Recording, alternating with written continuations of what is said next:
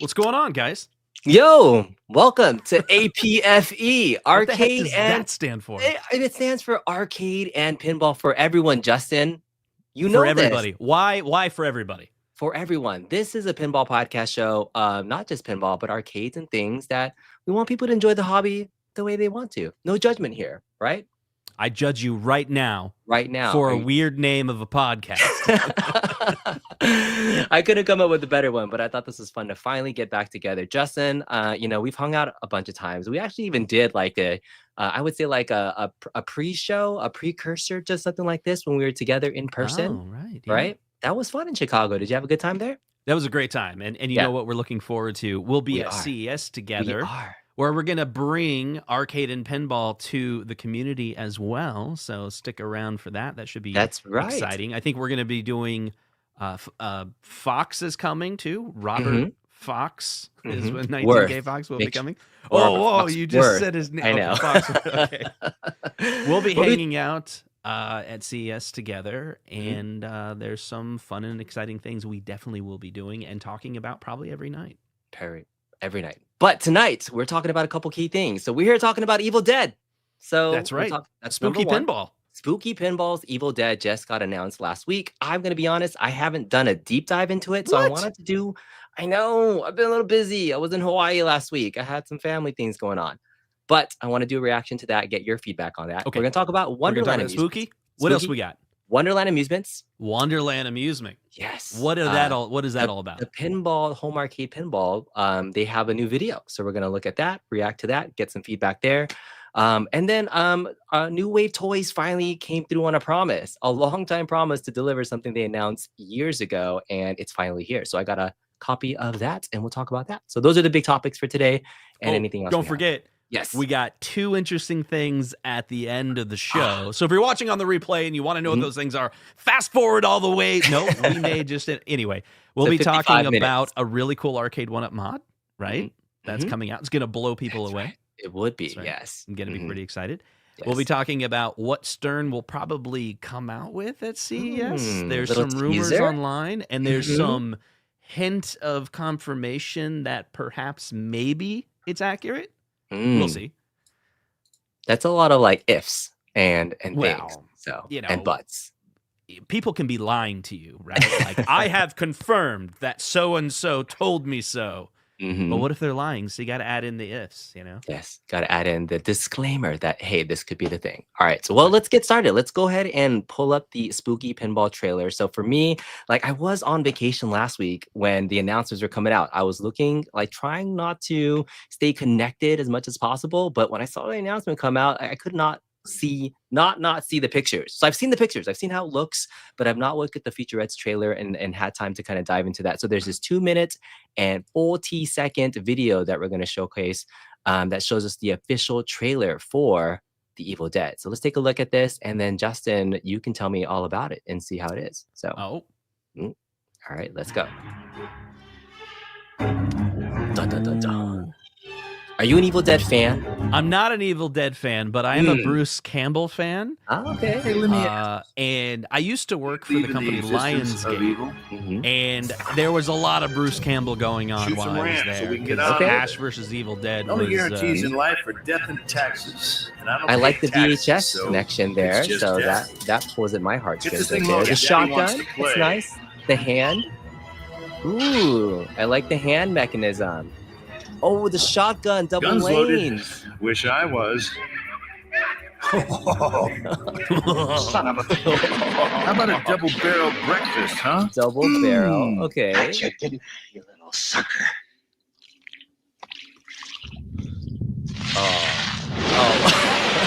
This is probably gonna sting. Might have to soak that. That's good. It's good. Theme integration so far has been looking really good. So fans of the movie, I think, are already ecstatic about this. But I'm curious about the overall layout. I see the bottom plate Aim. Groovy. Come on. Okay. You see that? Do you see the flipper, the hidden flipper?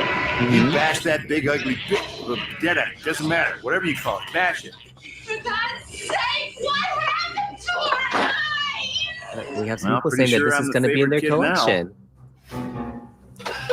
Wow. Look, I've been locked down lower there play before. fields. These It are ain't always kind of exactly like Mardi Gras. hit or miss things. So I'm curious about that. Nice. Let's see. Us versus two dead assholes in a book. Very much like these orcs odds. on Medieval Madness. Yeah.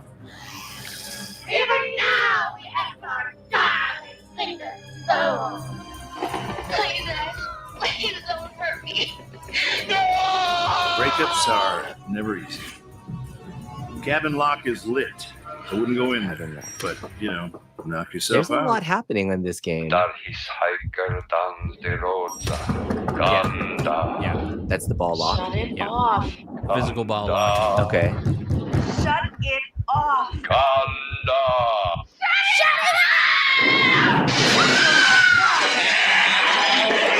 That topper is insane. Yeah, no, the moving Well, that's over topper. with. How about you and I? I didn't get a little realize it drinky moved. drink, I huh? saw the pictures of it, but I didn't realize Yeah. it was moving. And like, Yeah. So obviously, you know, the featurette, the video is really awesome. There is, I've heard even from Bug himself, like he had a video, he was just blown away of the people's reaction. I think he even said 90 or 99% positive reaction, but there's like a small percentage of people that are like not liking it. yeah. And I watched I wish I knew off the top of my head which podcast I listened to. They did a reaction trailer, and they pointed out something that's a good point. But I also have something, it's a negative. It's a negative about, I mean, there's so much positive. Like we can go on and on about this looks amazing, that looks amazing, and we will. But we should talk about some of the negative things that have been said about Spooky. Already? Yeah. Okay. Are you talking about Spooky in general or about this particular About pinball this game? particular Okay. Evil Dead. And All it's and you can go back and listen if you want to pull up that video and rewind it and listen closely to Bruce Campbell's It comments. ain't exact. It sounds like Bruce Campbell, Ready? not Ash. Aim. See, he's like groovy. Come on. Yeah. And then all the call outs is just Bruce Campbell. Oh, it's So not like he's not saying in it is- character at all. Oh, so you think bash he that re-recorded big it, but ugly not bitch. as in Dead Doesn't character? matter. That's Whatever very you call it. nitpicky, Justin. Is It's that a little like- nitpicky. I watched a little bit of the gameplay, Yeah. I'm pretty sure I'm the favorite kid and now. it wasn't as flat as this. Look, I've been locked down but there it is before. it is It ain't something. exactly It's like, Mardi Gras. but Okay.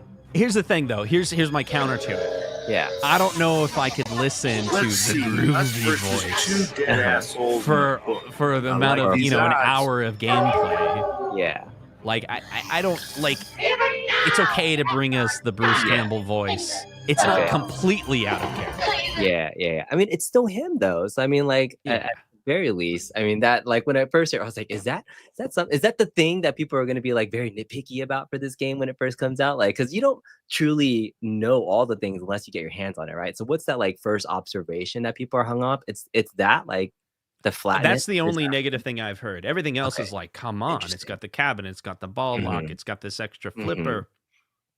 You know, there's a lot of things to it. Watching the gameplay, I can tell you just a couple of the highlights that I found that were interesting. So when you start the game, you have to pick either you want to play Evil Dead 1 or Evil Dead 2. Now, when you select that, you're actually selecting what modes are going to be from what movie. I see. And for the most So it part, changes the all gameplay the a little bit. scenes, He said something like when you go into multi-ball, sometimes you'll see like shots from like Evil Dead 2, but you're in the 1. But for the most part, the modes are centralized to the movie. But then if you beat, or I don't know if it's you have to beat the modes or just get through all 4 modes or however many modes there are. Yeah. You will then be put into the other movie. It's like part 2 of the game, right? So but you get to pick which you want to start with. Yeah, I mean that gives you. I mean, already, right? It's interesting that they only did the 2 movies because it is like known to be a trilogy, right? And so, but the trilogy was kind of set in a whole different like atmosphere, right? Medieval time versus like the first 2, right? So I can see that, but that's cool that they have different mode options for it. You know, Michael B, the Game Genie, actually worry about me about Spooky is this. I've played some Spooky games where initially upon release, the table and the build quality itself of the game hasn't been, you know, I would say up to snuff as some of the newer pins I play. And the one that really comes to mind for me is Scooby-Doo. When I first played Scooby-Doo, like there was issues immediately when I played that game. Like my ball got stuck in a few places. Mm. The lockdown bar felt loose for me, like when I was just playing it. And it's a very expensive machine, doesn't have insider connected stuff. And so those are just like basic features. Obviously don't have that, but the reliability of the game, I'm hoping that it flows and plays well. I've heard from other content creators saying that this could be the quote unquote Godzilla of Spooky Pinball, that this is going to be their best. So I'm hopeful. I have high hopes that way, but the history of Spooky is the only thing that gives me pause of like, can they truly deliver something that it's not going to have reliability issues? So yeah. And speaking of the Godzilla, Stringer Films with the $2 super chat, he says, Stringer Films, super pumped about the hidden Godzilla wizard mode. Is that an inside joke already about this particular game? He posted on Kaneda that because Kaneda made this video, and the video is like, were you guys even listening to me? What I said is, listen closely. This is gonna be Spooky's Godzilla. It will be their Godzilla. Not this is Stern level Godzilla. This is their Godzilla. And not every game afterwards, people are gonna compare the new Spooky games to Evil Dead, just like it's a simile, right? And then Stringer Films is like, so it's gonna have a hidden Godzilla mode, right? And I was like, that's what I heard. What I heard was there will be Godzilla. There will be Godzilla popping up out of here. So, I mean, that's super funny. So thank you for the $2 super chat, Stringer Films. And earlier, thank you so much, Mr. Kevin Clausen, for the 10 Kongzerus memberships that you can join for only $1 a month, where there's very, very little content. I'm going to be completely honest there. So thank you. And I apologize to those 10 people that just got those, because you may see a picture here or there or once in a while, but I'll try my best to remember. Kevin Clausen, thank you so much for gifting those memberships. That's awesome. Ash versus Kaiju Multiball. I think Michael B says that there could be an Army of Darkness secret wizard mode. That would be fun. I could see at least some stuff happening at least on the screen, right? That could be a fun. Yeah, I think the problem, right, is the incompatibility with the cabin and all of that. Like, if they do a secret mode, it could take you out of the game. Like, I don't know, maybe they'll just save it for another machine. I don't know. I don't know. Well, I mean, if Army of Darkness one would be more of that medieval madness type of look for that whole classic feel, so that would kind of be fun. That would be fun. Right. Tons of mechs will have issues. So Gleam Answer saying, the Spooky issue, that there'll be issues with the mech. So let's be hopeful for it. But all right, I'm gonna play just some more of the featurette stuff, because that literally was like my first time looking at some of the things. Like, what are the thing that most excites you in terms of a feature that you saw out of this pinball table? Is it the double shotgun barrel? Is it the cabin section? Like, what's the wow moments for you that you saw in the featurettes and things? I think what I like, and I think a lot of people have this in common as well, where what is distinct or unique about this machine? What's going to get you to stop? You're at an arcade, you're walking by, and you see Evil Dead. What's going to, stop you? And the dual shooter lane is gonna be like, that's unique. Like, what other game in the arcade is gonna have that? Right? The hand that's moving, the fact that it's like super loaded and has a lot of stuff in it. For me, particularly since the theme doesn't call to me, the most exciting thing about this machine is the fact that they raised the bar. That Spooky is saying, this is the bar that we're gonna try to achieve to. So in the next game that comes out, if the theme does appeal to me, will they pack it and have, like, let's say they come out with Goonies next year. Is it going to have a freaking like boat in there with, an octopus, and like what all is going to be inside Goonies? Will it be as packed as this? So this gets you excited for the future, not necessarily this particular title. That's a cop-out answer. No, I was kidding. Did you see that? Did you see the slingshot flipper? Yeah, explain that to me. What did I miss? Let's rewind it so we can see it closely. This is something that I haven't looked closely at it, but in the place where a slingshot normally is, they put a flipper there. There's an extra button, and that button will cause the sling flipper to shoot. And they did this because as the hand is moving, did I miss it? It's like there's not very many good shots to be able to hit that hand, so they needed like a flipper kind of higher. And they're like, well, what if we just put it right here?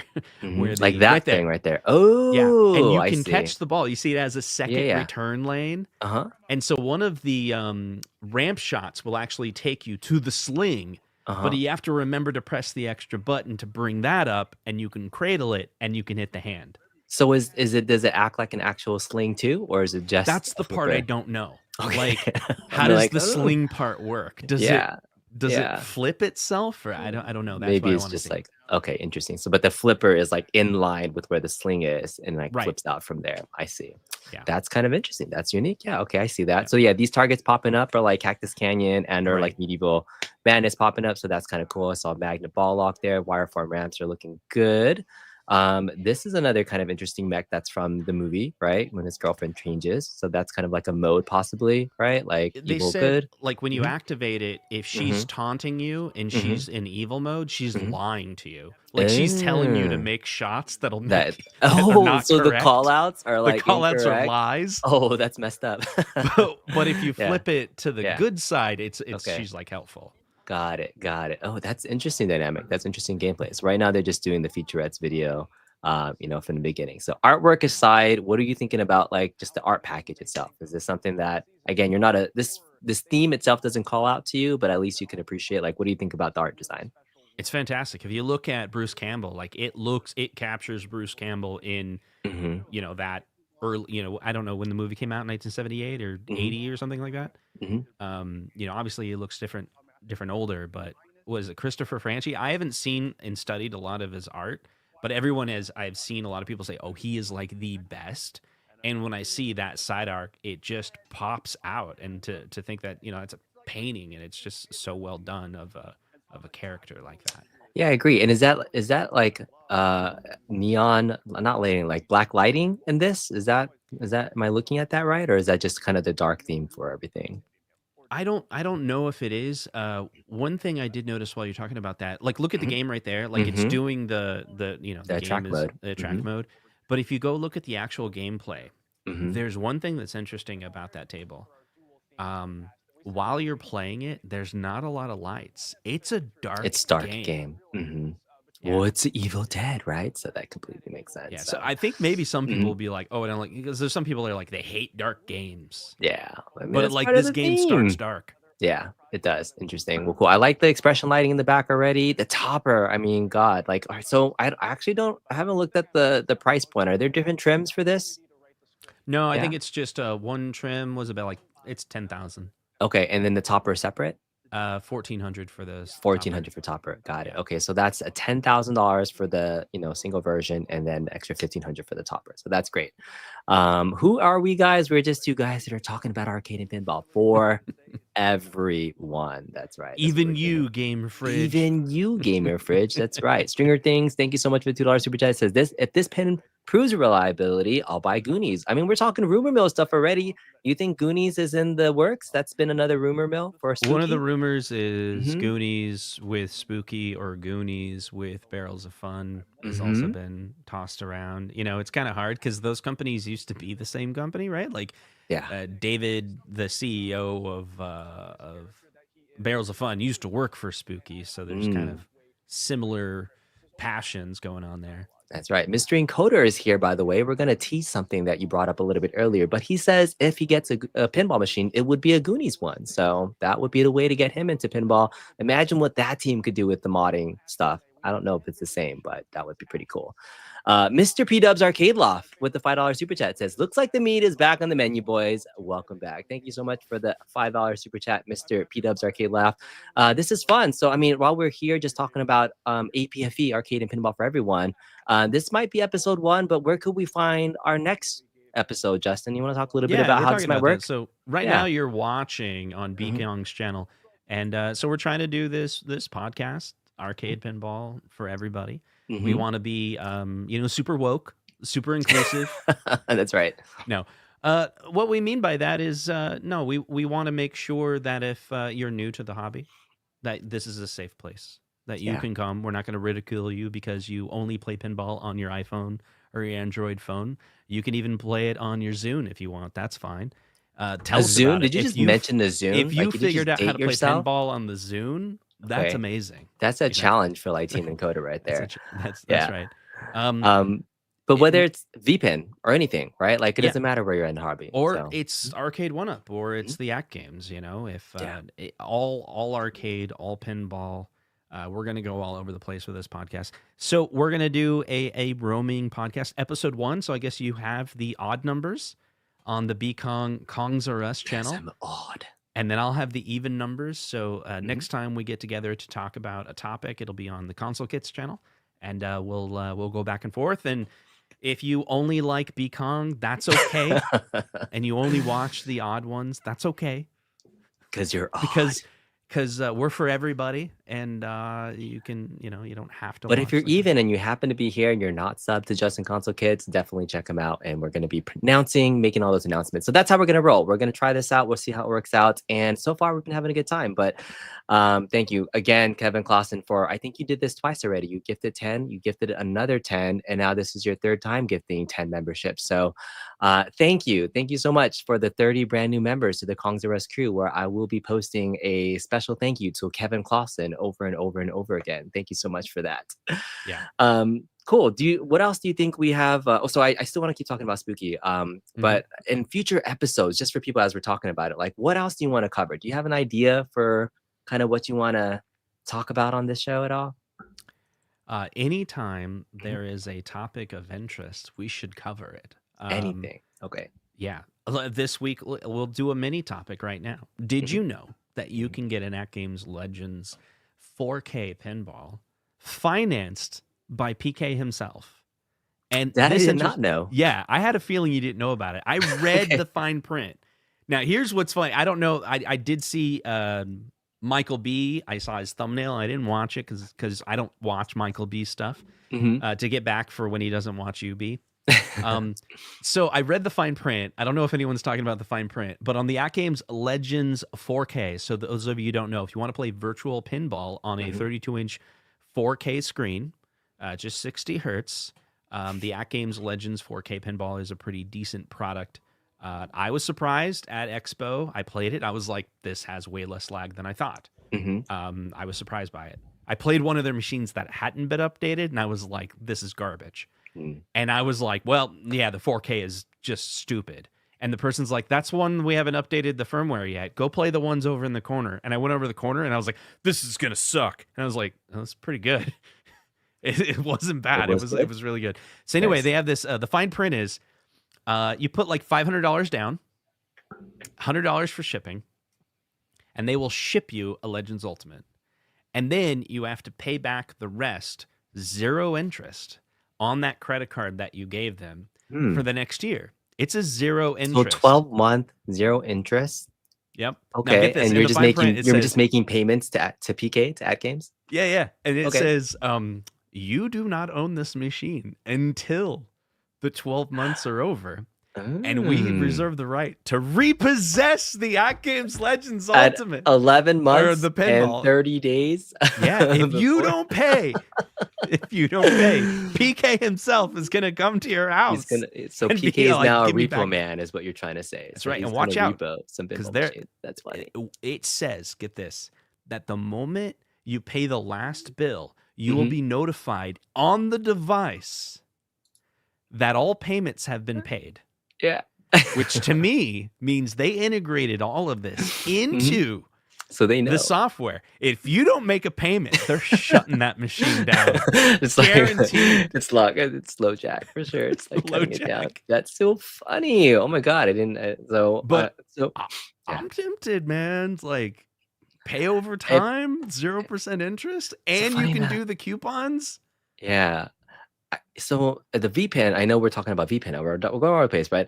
I saw it for the first time in person as well. And so from a commercial product standpoint, it is probably like the best commercial VPN that you can purchase that's at a decent price that you can get some features and you can do extra stuff for it. My caveat was at the Pinball Expo, I was mad that 19K Fox got an interview, Michael B. the Game Genie got an interview, P-Dubs Arcade got an interview, and I was interviewed by Tampa Tech himself. And then they said, this guy is not cool. We are not going to produce this and make a video about him. So I was like, Are my comments not good enough for you guys? Because I don't know if that games folks like. So they reviewed your video. Then they said this guy's trash, and they didn't publish it. They didn't publish it. And what did I say in that video? So that means you can do the other thing. So this gives you the right. If someone sends you a product, you can play with it and then choose not to upload it. Yeah. Because I'm like, no. Yeah. Yeah. I mean, I didn't think I said anything that wasn't fair, but on a first reaction video, my first thing I was talking about the surround sound feedback kit. I think that was the thing that kind of was like, oh, it was like, this is cool, but I kind of like went straight to that. I was like, I didn't feel like the surround sound field kit was tweaked, but it was like settings and things. So I put on a critical eye versus like, oh, this is a really good product. So maybe that was why they didn't like my video. Sorry. I see. But it is Gamer Fridge says that he thinks you were on Tampa Tech. Was I? Oh, Tampa Tech. But see, you wanted PK to publish it on Facebook. Yeah, because they put everybody else on their Facebook channel and said P-Dub's Arcade Love endorses this. All this other stuff. We're arcade and pinball for everybody. That's right. Even for PK. That's right. Arcade and pinball for everybody. Enjoy your arcades. If you don't like us, that's fine too. That's okay. That's okay. Right. Yeah, that is absolutely okay. Well done. Well to keep us on point, Justin. That's all right. Any kind of final last just a sample of going random all of a sudden. All right. Back to Spooky. I need to know what the moment is for you in this pinball machine, and then we're gonna get to our next topic really quickly. So I like the cabin in the back with the locking. Yeah. That's kind of cool. Come on, it's that part right there. I'm gonna throw it all together, right? Yeah.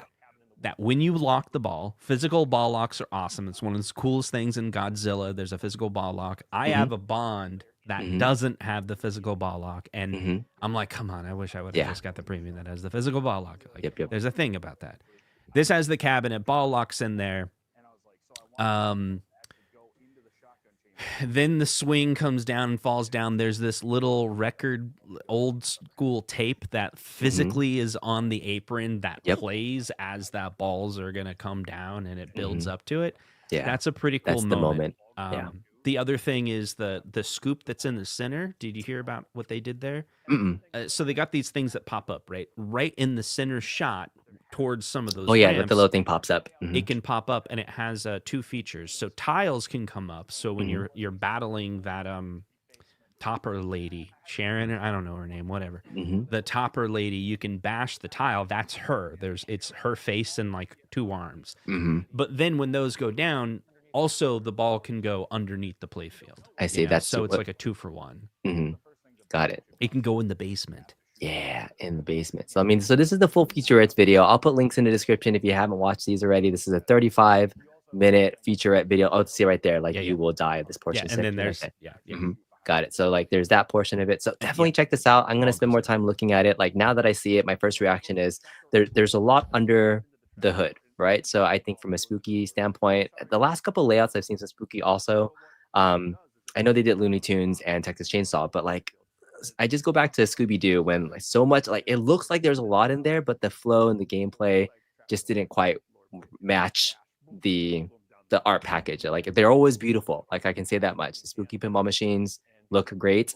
I just can't wait to get my hands on it and play it. Looks like there's already some side armor on this. That's super nice. Did they say when this is going to be out already? Is this going to be coming soon? Are these already on way to location? Right? Could we play this in the next couple weeks? Maybe by CES. Okay.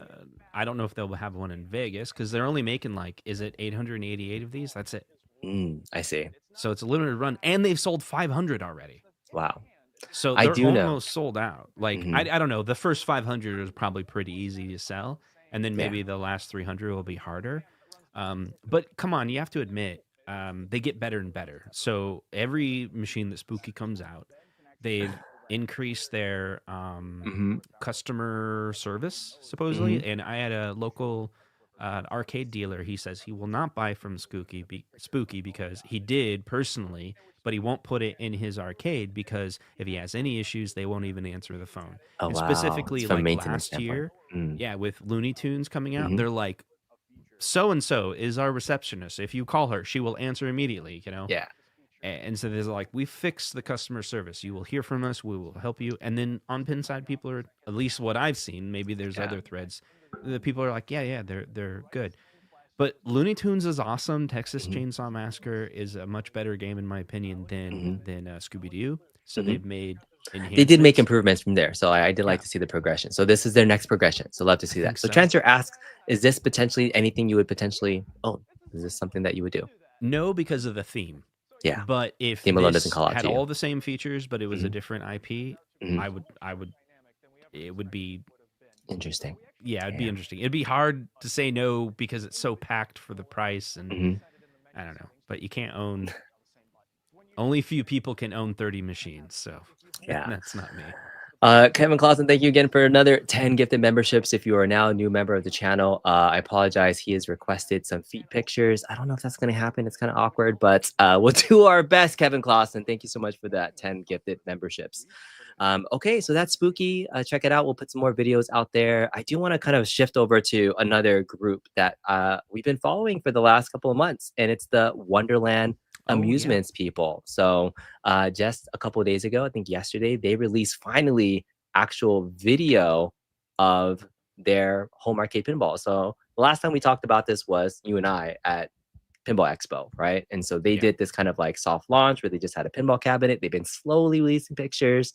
A month from now, since then, do you have any opinions that have changed since from what you've seen? After watching this video, my opinion has changed. Okay. Also, we are pinball for everybody. We just talked about a $10,000 machine, and now we're going to talk about a $1,000 machine. Yes. And keep in mind, there's a market for the $10,000 machine. There's a market for the $1,000 machine, and a lot of them come hang out with us, you know? Yes. So let's be respectful. Let's not say, oh my God, it's garbage, it's trash. I would say it's important to have constructive feedback. All right. For before we get Wonderland. That's great. So we're before we get to Wonderland, there's just a couple quick chat thingies I wanted to ask. So Kimbo Rice says, any tips for a first-time pinball buyer looking to get my first machine in a few weeks? So as a 10 pinball owner, how many machines do you have now? At least you're double digits now? 11. 11. Okay. So what tips do you have for Kimbo Rice? Don't buy a machine you're going to regret. And I've withheld from purchasing certain machines because I feel I will regret them. I regret not owning Attack from Mars. I've been wanting Attack from Mars for a really long time, and it's still itching. And now I have like Mando that I'm like, why did I get Mando? I got it for like $4,000, so it was cheap. You know? Sometimes price comes into it. Yeah. So one thing I can say, like you were saying, like theme is important. You have to, if you're going to own a pinball machine, you kind of have to love the theme, unless it's something like Godzilla where I didn't love it, but the gameplay is just phenomenal, right? And you can kind of grow to love the theme. But that really helps. I think that's the number one. And don't, I would say, try to listen to so many other people's opinions about a game. Yeah. Play the game. And if you enjoy it, then that's the most important thing. Yeah. So I would definitely get out there. So let's say you're going to go buy a $10,000 machine, let's say, or $7,000 or $5,000, whatever. Let's imagine it's a car. Are you going to buy that car without test driving it? Right. You're like, I got to buy a truck. Are you going to go to the Honda dealership, the Toyota dealership, the Ford dealership? You're going to try the different trucks, right? You're going to be like, hey, in this price range, you know, a mid-size SUV, I'm going to go try all the options, right? Same applies here, except for it's a little different. Like, it's a game, so go to the arcade, throw $100 on a game, right? If you're going to go spend $5,000 on a pinball machine, go spend $100 at the pinball arcade this month and find out which game you get sick of. And don't buy it. Exactly. That's good. Maybe that's a lot on one machine. Like, try all the different games that you like and see which one calls out to you. That would be the best thing. You probably don't need to spend $100. Like, But you get the point, right? Yeah, exactly. Mr. Encoder, we're going to be doing some other events. I'm sorry, man. You can just go to the events that you want to go. Game On Expos in Arizona. I don't know if we're going to be going to there, but I think we might be doing a trip to LA. That's potentially in the plans. Oh, yeah. Yeah, that could be there. All right, let's get to Wonderland. So Wonderland Amusements now has 2 announcements. I want to start with this first one because a couple of weeks ago they have an official title. So the official title for the game is called Alice Goes to Wonderland. So we don't have to just call it Wonderland Amusements Pinball. This is their official title. Like, wow. Any surprise? It's pretty. I'm glad it's not Debbie Goes to Wonderland. I was like, oh yeah, that's the announcement. So yes, it's Alice Goes to Wonderland. No big surprises there, but this is the one that they announced it yesterday. It is their full-on video of the gameplay. So first look prototype, and here's finally physical version of the gameplay. I think the thing that I'm looking at is how the ball rolls on the playfield. I kind of like how there is some floatiness to it. In some of the other games, like toy pinball machines, it doesn't move and maneuver in that floatiness like a real pinball machine. So that's pinball for everyone, by the way. Stolen. I know. So such a short little teaser, right? I mean, that was my first little reaction. Is that like I think even though it's a smaller scale, I'm excited that at least some of the feel of a pinball floating, that it's not just coming straight down at you. Like they got the weight and the flow of a pinball. It looks like it could be good, but I don't know. It's still early, but this is getting me more excited that they're actually progressing kind of like what they were promising. Can they truly deliver this at $1,000 price point or less? So yeah, I'm going to send you a link in the private chat. Okay. Let's compare it to this video. Okay. There's one thing about the Wonderland Amusement that scares me. Mm-hmm. And I reached out to Jerry on LinkedIn and was trying to give him a love sandwich, right? I started out with, look, because it was a LinkedIn post, right? But I don't know how to reach the guy on any other social media. I don't know, maybe he's on Facebook. I don't know. But I knew like very few people were responding on his LinkedIn. So it's like, hey, Jerry, congratulations on the launch. Fantastic. Awesome. By the way, you should take a look at this thing. Again, congratulations. I'm really excited about the update. So I will talk about the one thing I'm worried about with the Wonderland Amusement. Which is? The flipper looks weird. And when you go back to the video, him playing it's scary. There's something, I'll point it out in the video. You watch closely and it's like, no. So this is P-Dubs. Go ahead. Thank you, P-Dubs Arcade Law, for sponsoring this video. Strike. Yes, copyright strike. Yeah. All right, what are we looking at here? So I was thinking about, okay, so this is the competition. This is the thing that they were like basically reverse engineered, and they were going to make a better version of this. So the question is, did they, based on the prototype, make a better version of the Zizzle, or whatever? Zizzle. So you were talking about the ball. And its ability to get around the playfield. Visually compare that. What do you think? Yeah, I had this machine actually. Okay. So I remember playing this, and the flipper strength actually was the #1 complaint about these Zizzle pinball machines in general. The flipper strength could get stuff up a ramp because it was a full-size ball running around this kind of cardboard playfield was the hardest part. But I mean, it was like a full-size looking flipper, but the strength of it was definitely off. So the flipper issue, that's the main thing that you're looking at from the Wonderland? Well, okay, let's go back to the Wonderland. Okay. If you look at the Zizzle, it looks like a modern size flipper. But the flipper on this, maybe I'm wrong, but it looks like an EM flipper. Yeah, I see it like fat. And then do you see it right there? It hit the sling. There looks like there's no room between. You see, there's like this. It looks like there's a tiny gap between the flipper and the sling. Yeah, so like when you're catching it, like there's really not a lot of like it's almost tucked underneath it, like when you're catching it. Yeah, I kind of see what you're saying now. So, and I'm like, whoa, guys. Yeah, that I see exactly what you're talking about. I think when I saw the 3D renders of this too, that was actually the #1 thing that I kind of looked at. It's like the flippers look kind of like off proportionally. Like it's tinier. It's gonna make like playing a regular pinball machine like not normal. But it's almost. Oh, have you played Safecracker? Do you know what I'm talking about? I don't think so.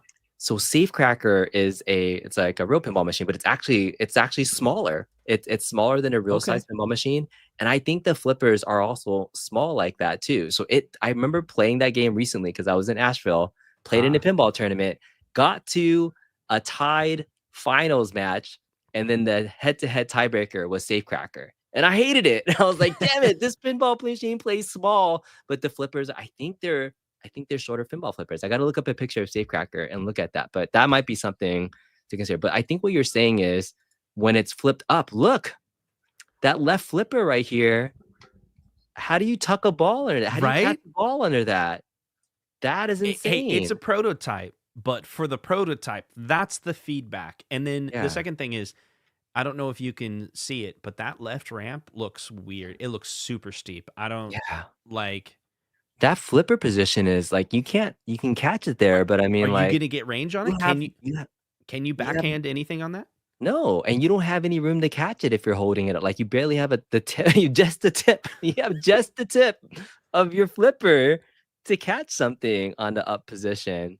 And is it like that on both sides? How are you gonna aim? Like your geometry of like range of what you can actually like plan and target, cradle, and hit. Yeah. Does the right one? It might be the angle. I don't know, man. That's the scary part. Yeah, I think with that left flipper going up is like, yeah, it's tucked behind there for sure. So just gonna see if I can get the right flipper to see if we can see that angle anywhere else. Yeah, but that's everything else is great. Like the layout is safe. It's it's a very familiar layout, so perfect for your first machine. Whatever, it's got pop bumpers. It's got the I like this mold right here. This is kind of nice. Yeah, the little for castle. under $1,000, if they're aiming for that $1,000 or $1,200 price, it looks like it'll be,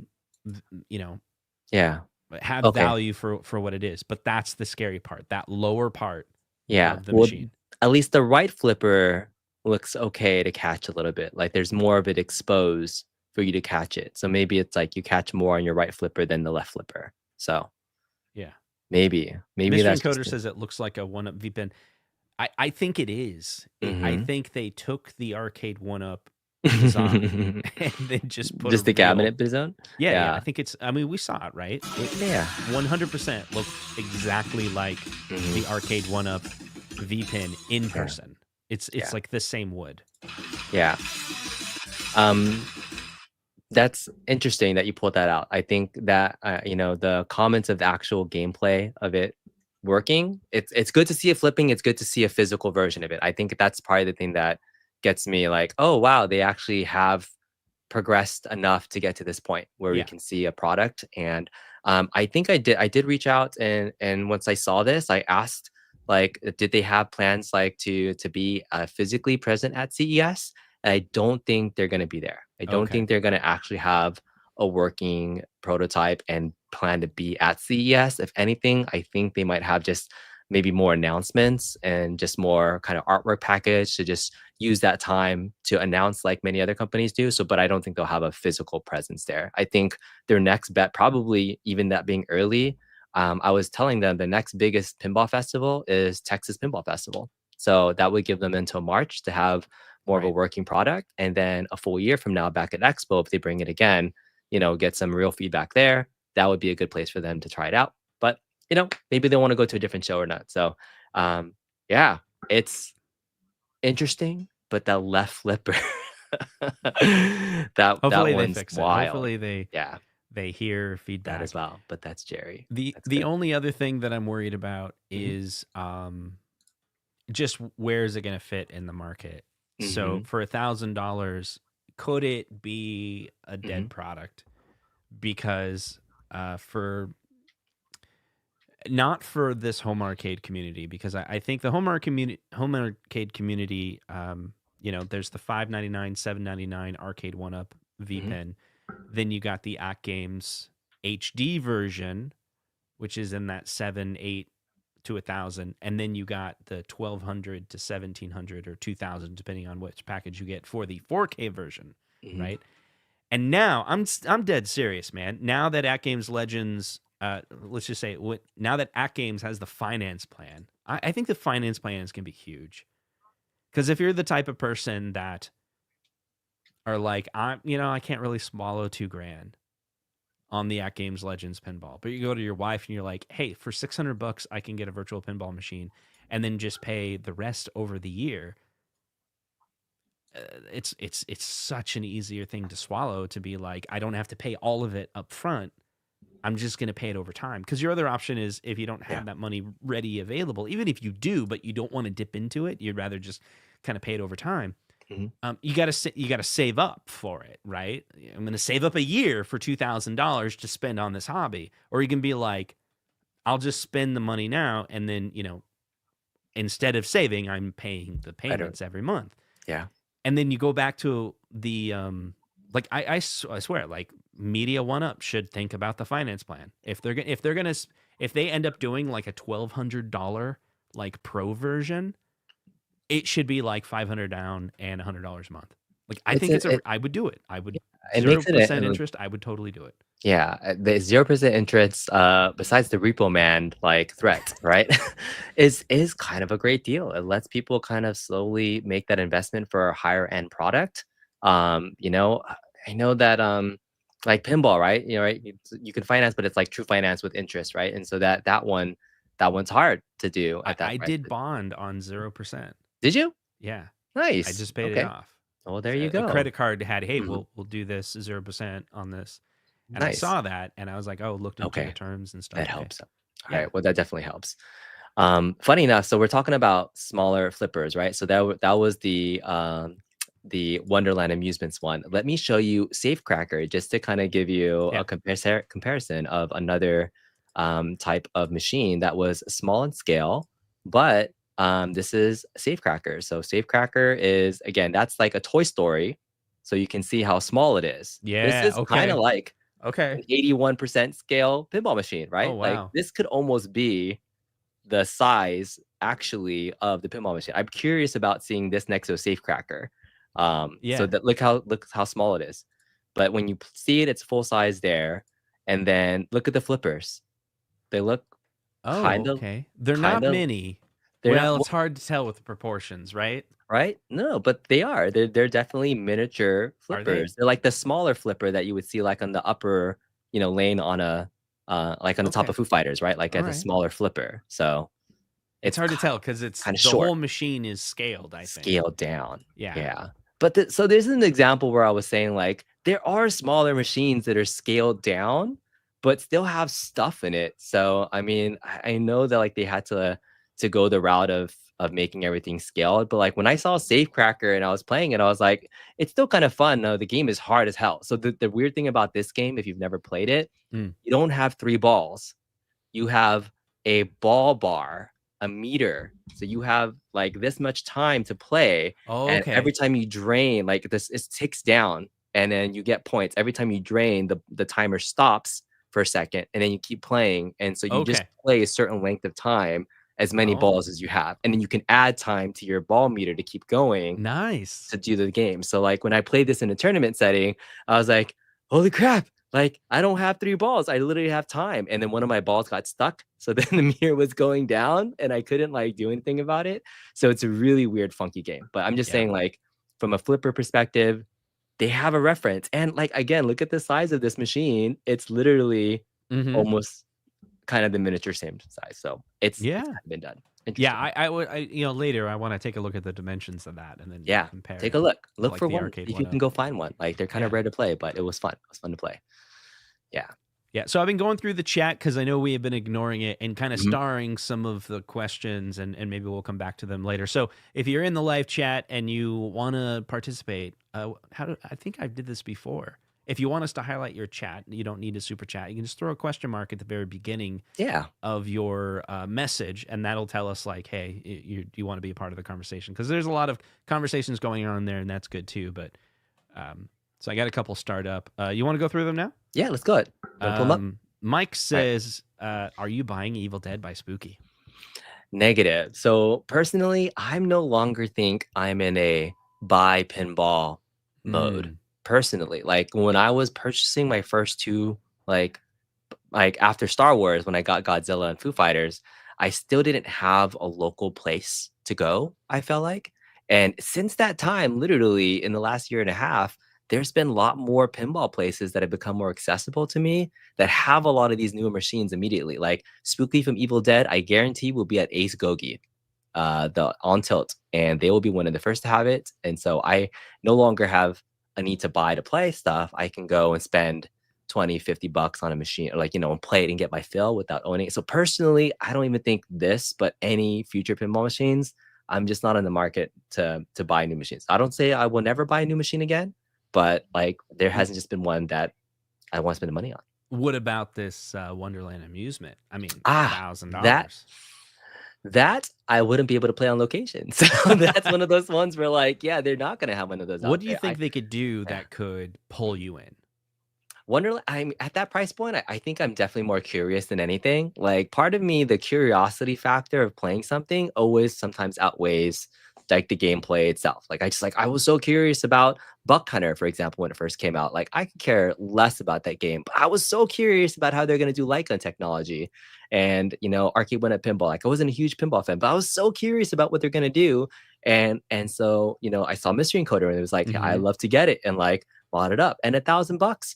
What I'm hearing is like they're going to have interchangeable moddable parts and things like that. Like I would get it just to tinker with it. Like I'm more curious about the internals and busting it open immediately than actually playing the game. Like I just want to know how it works, and I would spend the money on it just to do that. You can buy it and turn it into a V-pin. Yeah. Funny story. When I first bought the Zizzle pinball machine, I wanted to put a screen in it and turn it into a V-pin table, because I bought mine for like $70. I got mine for like $75 from like secondhand, and I was like, "This is great! It's like a pinball." And I first turned it on, and I was like, and then I think I sold it for like $50. So. I in 2025, I'll either do nothing, or I'll buy the At Games Legends virtual 4K, which someone mentioned. At Games 4K is not true 4K. This is fair. It's 4KP because PK wanted his name in the title. So the panel is 4K 60 hertz. Yes. But a lot of the gameplay is at like 1440, and it's upscaled, so it's not true 4K. So that is fair. Or build your own virtual pin.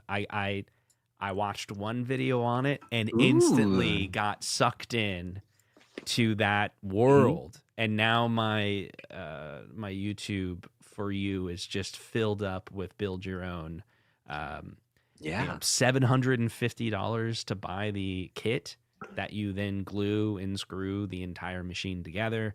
Then from there, you put in your screens in your computer and your artwork. Well, you found a kit for $750. It's just the body, like a Game Room Solutions kit, or something else. There is some. Who is it by? I'm new to watching the content about. All right, I'm curious about your V-pin journey. Let's talk about this later on. Marco is like, you ever get emails from Marco Pinball? Yeah. So just this month they mentioned like they are sponsoring the wrench guy. I can't remember. The World of Wrench. I can't. Oh, remember. Jason says it. The Way of the Wrench. Way of the Wrench. The Way of the Wrench. Okay, Way of the Wrench. I've not seen Way of the Wrench. So I watched his entire here he is making it, and you buy this kit for $750. It's flat packed, and then you assemble it. And you don't need a lot of tools to do it. Like you gotta sand some things if the grooves aren't right. Yeah. And you have legs, and it's a full size pinball machine with a back box. And that's full size. I see. It's a full size virtual pinball. Oh, okay, interesting. So all ready to take screens. Oh, okay. Yeah, nice. So, but you got to bring your own screen. So think about this: 40-inch. If you're the type of person that says, "I'm gonna buy the At Games Legends pinball and immediately gut it, replace the screen with a 144 hertz 4K screen, replace it with a computer, replace the back box," you should just get a $750 kit, unless you don't. Aren't good. But there's the Way of the Wrench, like he breaks it down like it's a project for sure. Oh yeah. But I have a full size virtual pinball machine, so I'm very curious to see what that looks like, because again, the investment of building your own definitely is not at the same place. But if it's full size and you can do a lot with it, like that's I'm curious about following the project. I used to follow Major Frenchie, and Terry Red and all those folks, Vic VP for doing builds and things. So it's been a while since I've been in the VPN world. I'm actually, yeah, I don't play it as much, but it's there. I'm really curious about your journey for that. So let me know. In fact, the next thing that I might do though, just to kind of top you up, what if I got that $750 kit, but then what Jason was saying, I built my own pinball machine. I've been interested in the homebrew community.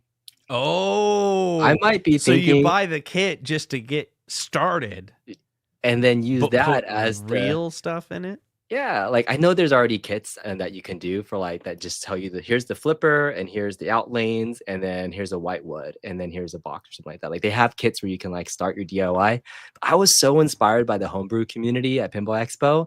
Like I think I want to go down the rabbit hole of learning how to make my own pinball machine. Like I think that would be really fun to use. And the theme I would do, I would build my Macross theme. I would use a flying, transforming airplane theme, giant robots. There's not enough giant robots in pinball. Plain simple. I think that would be freaking awesome. So I don't know. That would be my vision. That would be my dream theme. We'll see if I can venture into it. So I made some 2025. friends. 2025. That'll be the start. So maybe we'll but Spooky Pinball, going echoing all the way back to Spooky Pinball. If you go to their website, if you guys don't know the story, right? If you scroll down to the bottom, where's it at? Where's it at? I'm sorry. About Us. The strange and unusual story of Spooky Pinball, or how we accidentally became a pinball manufacturer. We started life as a podcast on April 1st, 2010. Just a happy little pinball collecting family. They wanted to have fun and fill the void of nobody doing pinball podcast at that time. And since then, by 2011, only 1 year, we took a custom game to the Midwest Gaming Classic. So that's really their origin story. Their origin was they were podcasters, then tinkers, and then full blown. Like next thing you know, they're manufacturer. Yeah, come on, B. Home it can brewer. happen. Yeah, home brewer. And if you're helping out on the code side, I know somebody that can code. You can go get John D. He can get the license for you. Oh yeah, exactly. So there it is. Official. We can make it official. That's right. We can be the B and J pinball. So I will say, to wrap up the amusement, there's a general theme. I might make a video on it, but an interesting side effect of what's happened in the home arcade 1-up space. Think about it. 1 year ago, Arcade 1-up laid off a whole bunch of people. They went through some weird cycle in their company where they decided to get rid of, maybe because of, it seems like there were some failures at top. So I've heard one rumor where they had a loan and they couldn't pay the loan. So then the company that gave them the loan took over, like their finance company. I don't know the whole story, and I'm probably wrong. But here's the point. Jerry Cummings, who is the CEO of Wonderland Amusement, making that pinball machine, his number one and only contract was with Tastemakers Arcade 1-up as the company ThinkUp. He put his entire life he was exclusively building for Arcade 1-up.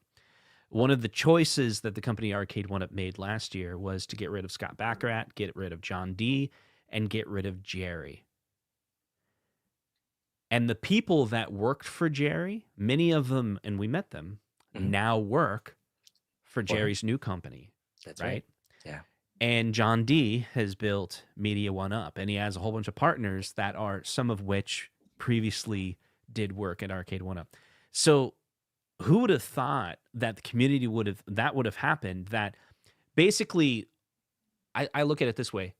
By Arcade 1-up making that decision last year, they unlocked a whole bunch of talent to the community to work on different projects. Where if John D. still worked for Arcade 1-up, he wouldn't be building what he's trying to build at the company now.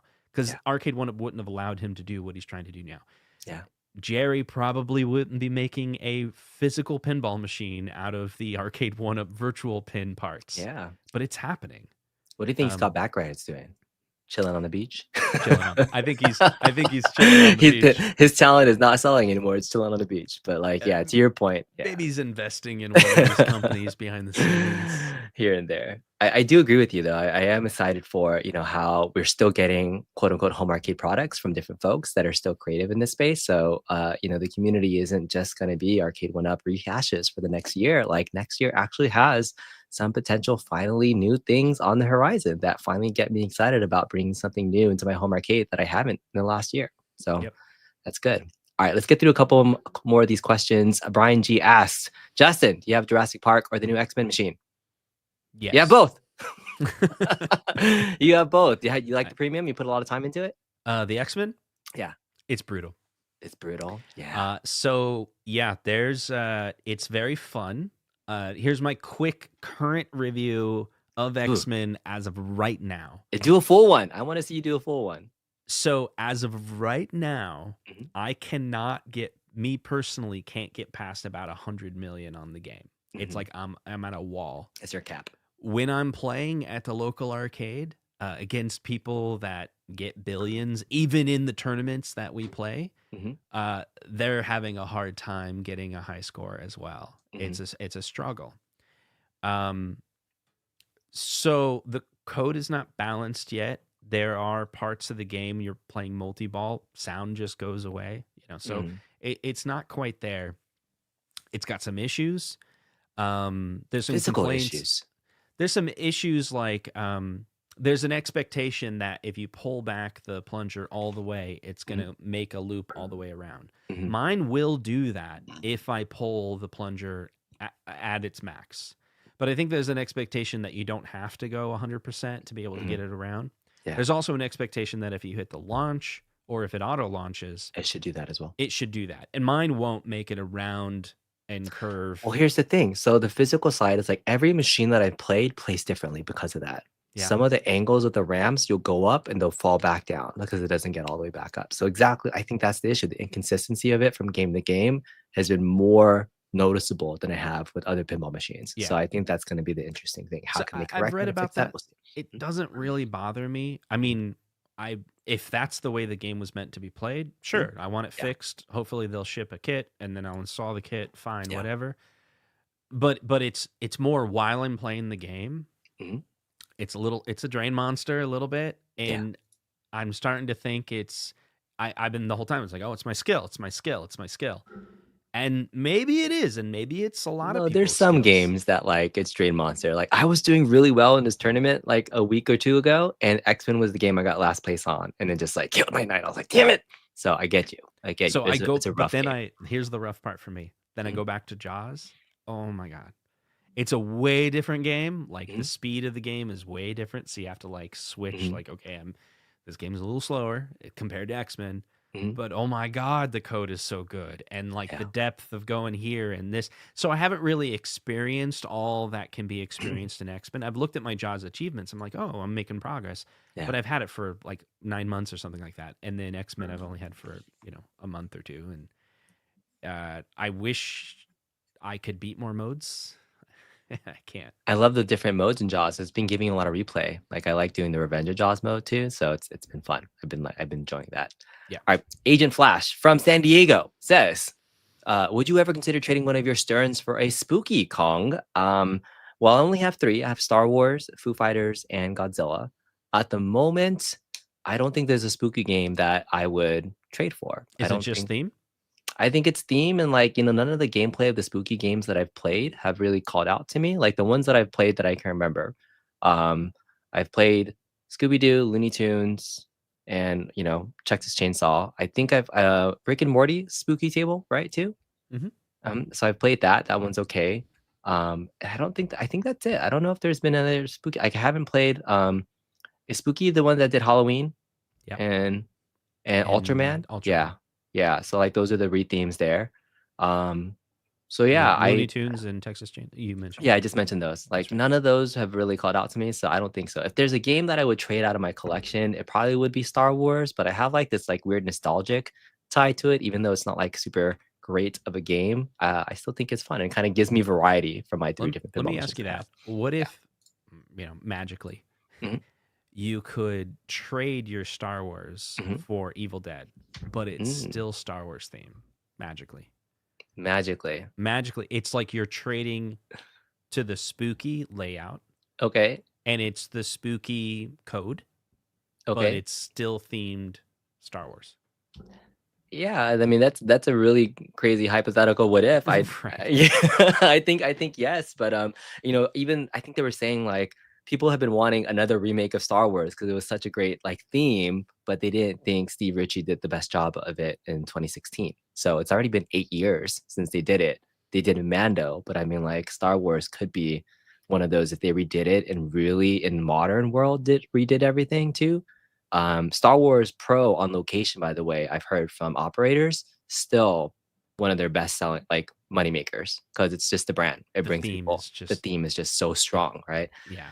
But yeah, I would highly consider like if it was an upgraded version of a Star Wars, I think it would be something, whoever makes it, right? That would be something I would consider. Yeah.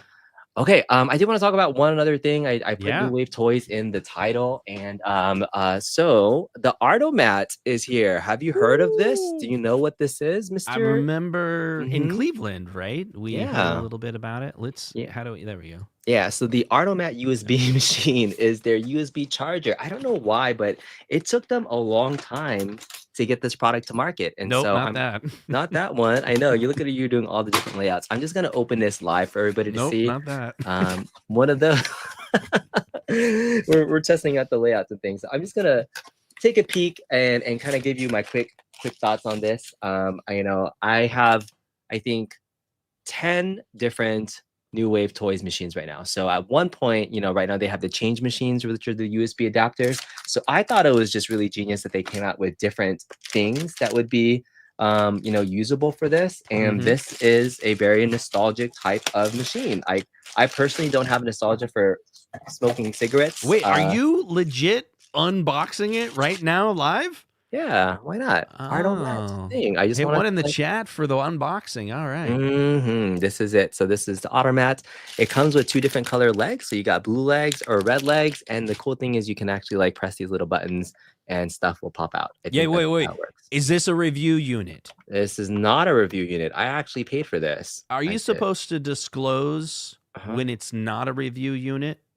I don't think so. I think you're supposed to say I bought this. Like I'm holding this phone. I bought this. Yes, I purchased this. Okay. I have in the past though received review units from New Wave Toys, so I will disclose that much. So I'm just saying that much. Just not this one. Yeah, I just wanted to talk about it because I think the thing that surprised me about this is like I don't know why something like this took so long to come out to market. I think they announced this like last year in September, and there was like so many delays for this.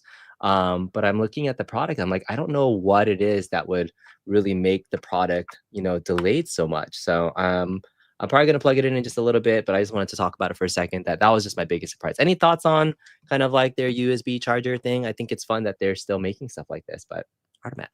I think it's cool. I think it's definitely cool if you have like a little diorama, a little shelf to put it in. Yeah. And maybe they were too busy working on a new pinball. They are. So maybe. Yeah. What was the so I guess I didn't really talk about the announcement of that from when they weren't at Pinball Expo, but their announcement was they got the licenses to make mini pinball machines, right?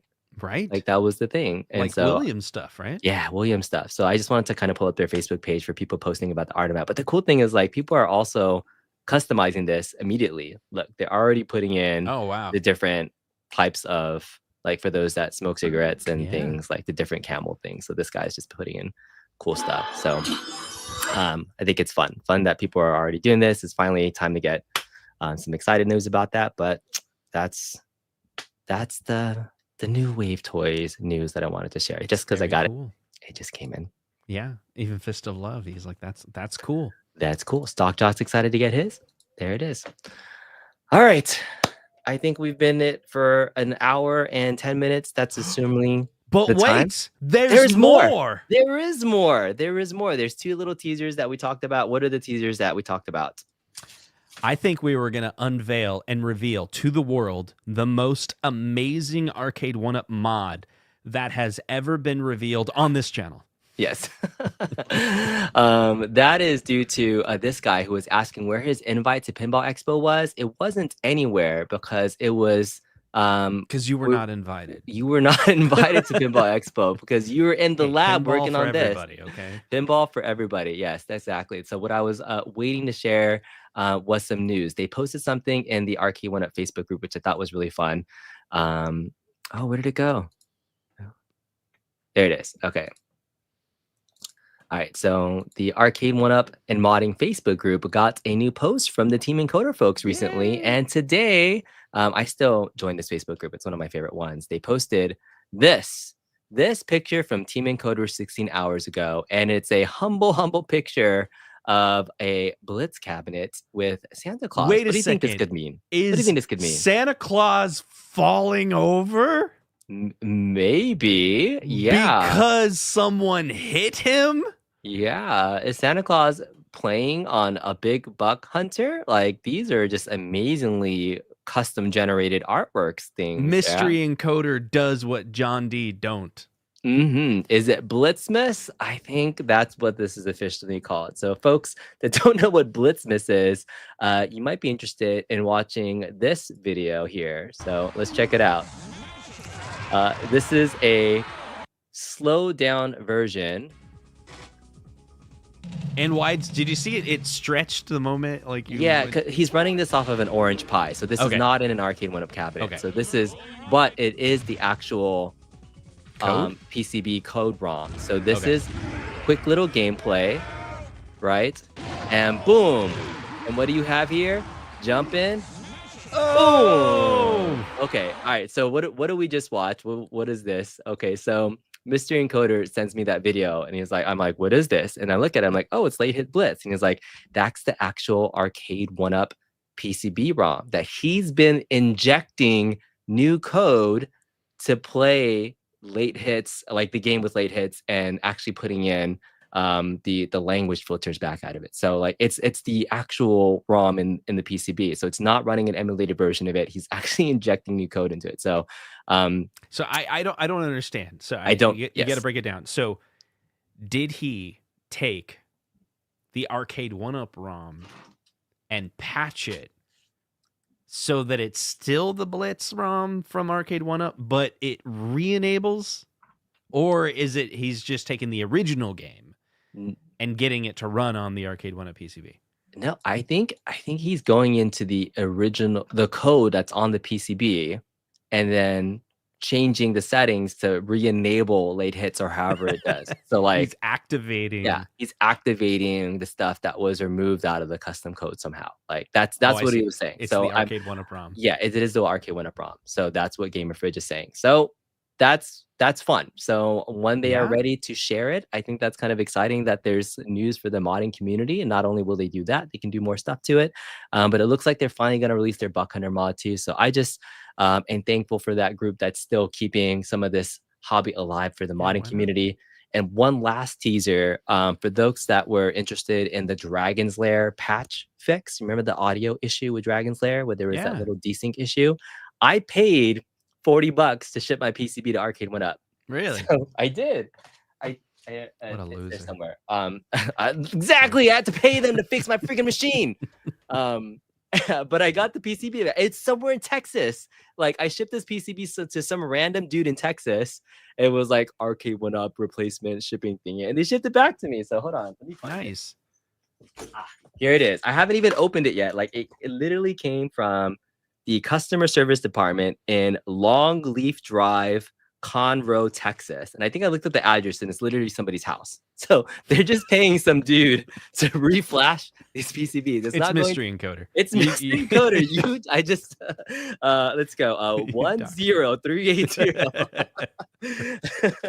But somebody is just literally refreshing these because they won't give you the instructions to do it. So oh my goodness, I got an arcade1up.com sticker. Woohoo! Hey.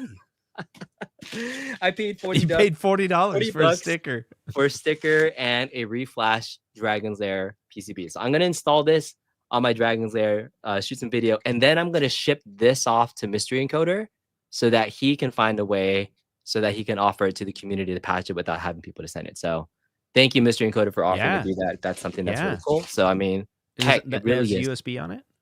It does have a micro USB slot. So as long as you can access it, it's like you can use the firmware tool that they've even built to kind of reflash it. So I don't see why. Yeah, probably just they didn't release hopefully it. just dumps it. And for some reason, Arcade One Up did not want to publish the ROM like they did with the other stuff they did. So that's really weird. Yeah. Now, do you think they're doing that to protect their product, or, I mean, is $40 enough to even make any money off of shipping and I don't know. Yes, processing that? I haven't. Yeah, because I paid them, like they invoiced me for that, and then they sent me the shipping PCB or the shipping label. So that at least included shipping and return shipping. So then it's probably like $20 of labor for somebody to like flash something and send it back. I don't know.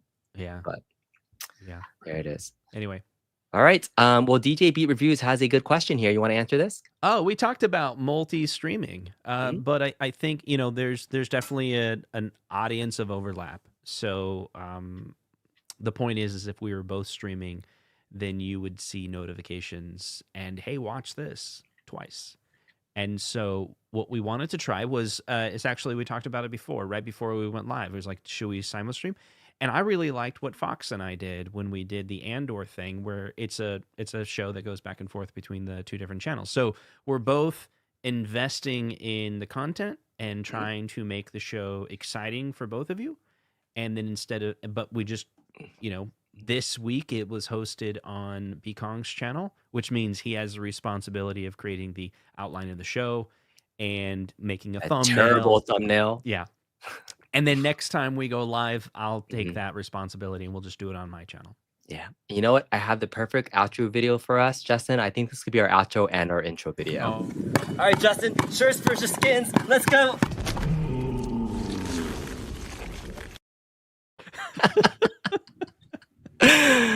I mean, yeah. It's been a while. Now I'm all mad. I'm not that skinny anymore, by the way. Well, I'm glad we captured it at a point in time. That was fun. But thanks again for hosting this or co-hosting this with me, Justin. It's been fun to have, do arcade and pinball for everyone. So any final thoughts from your end?